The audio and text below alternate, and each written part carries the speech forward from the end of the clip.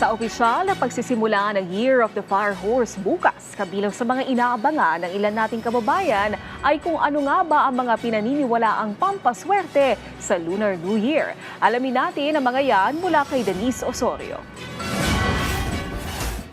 Lunar New Year's Eve na mamaya, kaya matindi na ang paghahanda ng ilang mga kababayan natin para sa isang masaganang handaan, paglilinis bahay at pagsasaayos ng mga pampaswerte. Mula sa pagsusuot ng kulay pula at ginto hanggang sa mga numerong pinaniniwalaang maswerte, ilan lamang ito sa mga tradisyon sa pagpasok ng bagong taon. Bago pumasok ang Year of the Fire Horse, marami ang nagha-house cleaning at nag-aayos ng bahay para fresh start. Pero paalala ni Feng Shui Master Consultant Henry Ong, mas mainam na tapusin na ang paglilinis bago mismo sumapit ang bagong taon. At sa araw ng New Year, iwasan ang paggamit ng walis dahil parang nasi-sweep out ang swerte. Sa kulay naman, bagamat sanay ang iba na pula ang suot tuwing bagong taon, ipinaliwanag ni Ong na may mga paniniwalang nakaugnay sa element balance ng taon. Kaya ang karaniwan na bawal na kulay itim. May inirekomenda rin si Ong para umiba ang tono ng taon para sa ilan, kasama ang mas cool na kulay. Because we have too much red, too much fire energy, we have to have a little bit more colors to bring in the more wealth luck, which is water. Water means blue, black, you can use aquamarine. These are all water colors. So that's very good to suppress too much fire.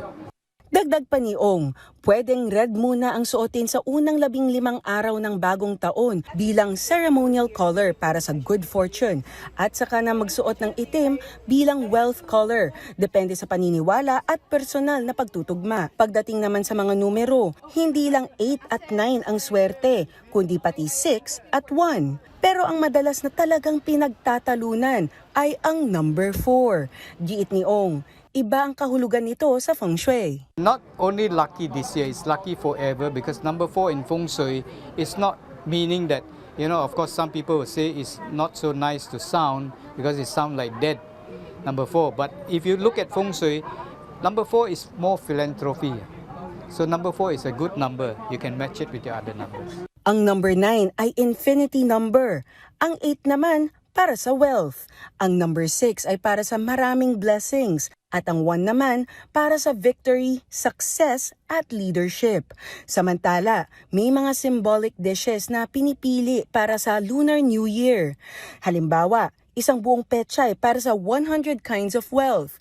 Isang buong isdang steamed para sa maayos na daloy ng buhay. Noodles o pansit para sa long life.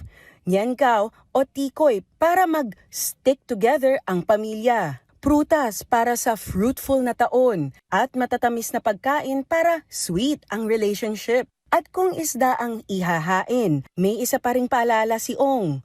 Huwag itong babaliktarin habang kumakain. It's best to eat the fish, slowly take out the flesh, and then don't flip the fish. It's like overturning the boat. When you overturn the boat, it's not good luck. So you don't flip the fish. You just cut the fish, the flesh, and then you can even take away the bones like that. Don't flip lang. Dagdag pa niya, may mga umiiwas din sa manok dahil sa paniniwalang may scratching symbolism ito. Kaya mas pinipili ang mga putahing may mensaheng swerte at kasaganahan. Kasabay ng selebrasyon, may isa ring mahalagang paliwanag sa tawag ng okasyon. Mas inclusive ang Lunar New Year. Ito ang umbrella term para sa pagpasok ng bagong taon batay sa lunar o lunisolar calendar dahil may sarili ring pagdiwang nito ang ilang karatig bansa. Naging Chinese New Year ang nakasanayan dito sa Pilipinas dahil sa mahabang kasaysayan at malaking presensya ng Chinese-Filipino community sa bansa. Denise Osorio para sa Pambansang TV sa Bagong Pilipinas.